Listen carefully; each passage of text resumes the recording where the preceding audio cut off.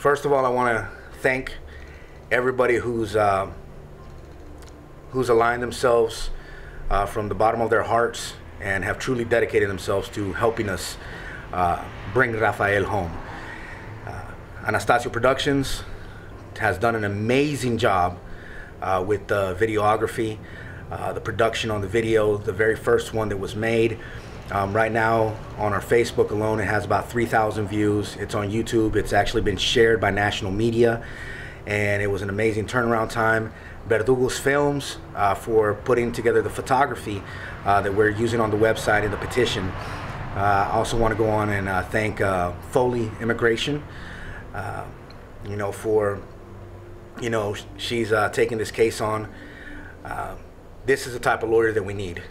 The one that understands that the law might be written one way, but that does not mean that it's just. That does not mean that it's fair. That does not mean that it's humane, and willing to align themselves to fight for what's right.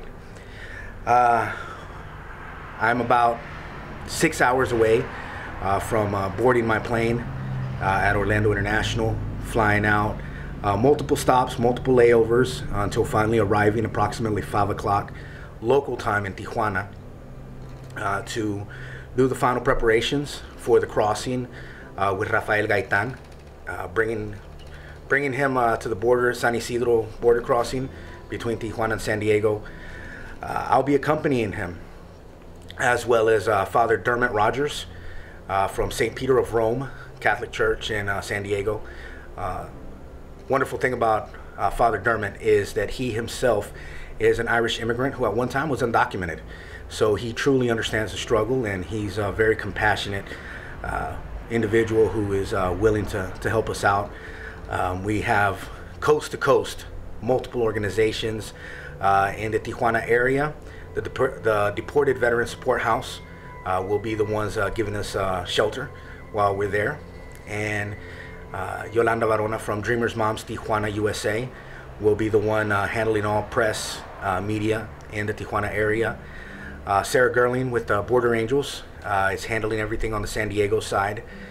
We've received so much support, and it's amazing to see how many people are, coming together to unite one family. As we've said multiple times, it's when people say that it's 1,100 families, 1,100 individuals who are deported daily. We don't look at that as 1,100 individuals. We look at that as 1,100 families. This is going above and beyond because this is family reunification. This is the next step after immigration reform. It's family reunification, and that's what we're working with right now. We're jumping ahead of ourselves, but it's a family that can't wait. We understand that there's thousands, millions of families that are affected by this broken immigration system. This one is personal. This one couldn't wait for us because yes, it is the father, the parents of 2 of our members. My heart goes out to the Gaytan family. Rafael was faced with a not even difficult, an impossible decision of returning to Mexico to be with his family, see his sister her final days before she passed away. I myself, having lost my younger sister, in a sense I never got the closure of saying goodbye to her. So this is very personal to me. He dropped everything to return to Zacatecas, to Fresillo, to see his sister. She was a nun. Her title was actually a mother.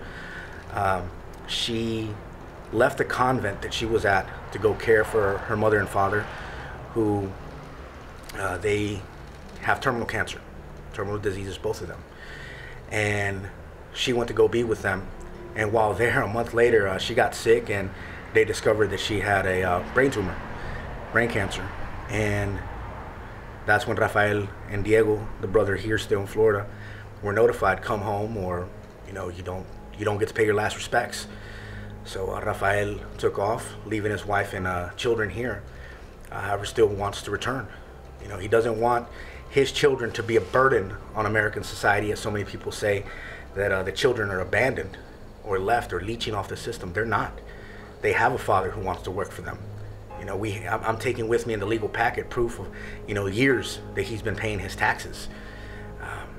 On the contrary, if the children return to Mexico with him, they'll be living as undocumented immigrants in Mexico. So his children here, American citizens, they deserve what, you know, they deserve their full rights as Americans, and they just want to be a family, not you know, employing people, not stealing jobs. So I'm gonna go with him. I have no set date of return. At the border, when Rafael turns himself in, depending on the decision that they make, how long they decide to hold him, the outcome of everything, we're praying that he gets to actually plead his case in front of a judge.